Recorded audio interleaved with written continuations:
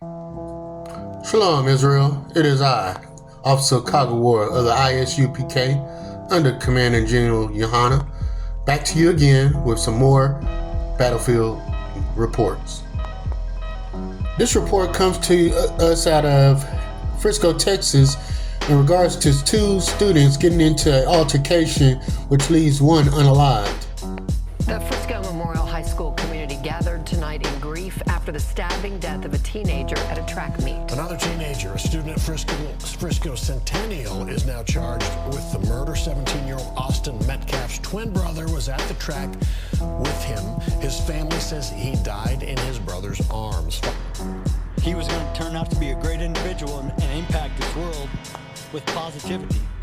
17-year-old Austin Metcalf was voted MVP of the Frisco Memorial High School varsity football team. The linebacker held a near-perfect GPA and was in the National Honor Society. On Wednesday, Memorial High School junior Austin Metcalf was stabbed to death while attending a UIL District 11-5A track meet in Frisco, and many questions remain unanswered. Police say 17-year-old Karmelo Anthony, who attends Centennial High School, stabbed Metcalf in the chest in the stands. What will happen is, they're going to look into the suspect's background and find out whether or not there's been signs that perhaps were missed by the family, by the school, and by law enforcement. I think that what really this does invite is a bigger discussion, which is, how much are we willing to give up in terms of our freedoms, in terms of the things that we take for granted for the sake of protection.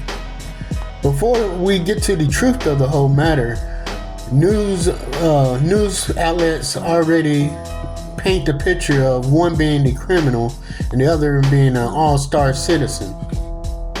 Ecclesiastes 12:13. Now all has been heard. Here is the conclusion of the matter. Fear God and keep his commandments, for this is the duty of all mankind. What happened, according to witnesses and the police report, Metcalf got into an argument with the suspect, 17-year-old Karmelo Anthony, over a seating dispute in the bleachers. Metcalf told Anthony he needed to move from under the team's tent. He always was one to step up and be the person that would do the right thing. And he was doing the right thing by saying to this gentleman that you're not supposed to be in this tent. This is because they have personal items there. In other words, we have an overzealous football player, of the oppressor's stock, charging up a brother who he believes shouldn't be in his seating area.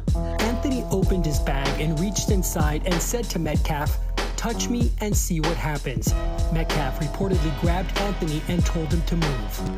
Ever heard that song? It's the things that make you go, So we got a near perfect GPA, they say 6.0, all-star football player, supposed to be very smart, sees this guy has a knife ready to stab if he try to touch him, runs up and grabs the brother. Now, does that really sound right? Does that really sound like something that is truthful? He knew he wasn't supposed to be there. It's just a tragedy what happened.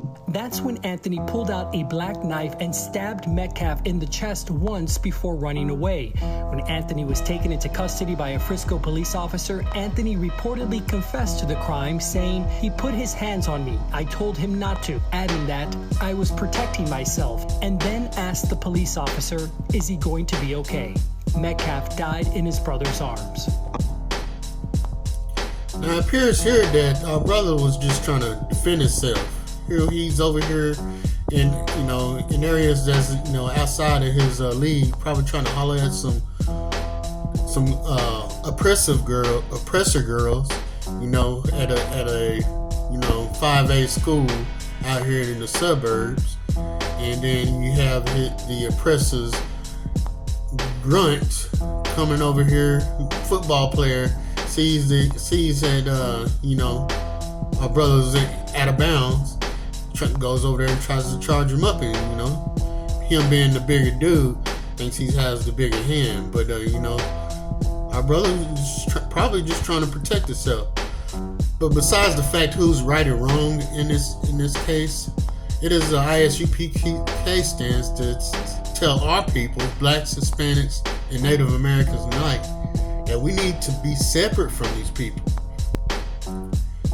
You know, Martin Luther King put us in this situation. He led us to this burning house, in which this house is burning and we still in it. Deuteronomy 32:8. When the Most High divided to the nations their inheritance, when he separated the sons of Adam, he set the bounds of the people according to the number of the children of Israel. Where are our black leaders in all this? Where are they speaking up for our people? And you see the oppressor, he's protecting and sticking up behind their people. Who's sticking up for our brother here, and that's put in this situation by MLK? Acts 7:48. However, the Most High does not live in houses made by human hand, as the prophet says. Basically, Israel, our people, need to stop running into these churches looking for the Most High. The Most High does not dwell in these houses built with hands. He dwells in our people. We need to seek out our people and bring them back to the Most High so that he can continue to dwell in us and protect us. Shalom. Yahweh Shem Yahushua Brakatham. Yahweh Shema Alatah Bashemia Yahushua.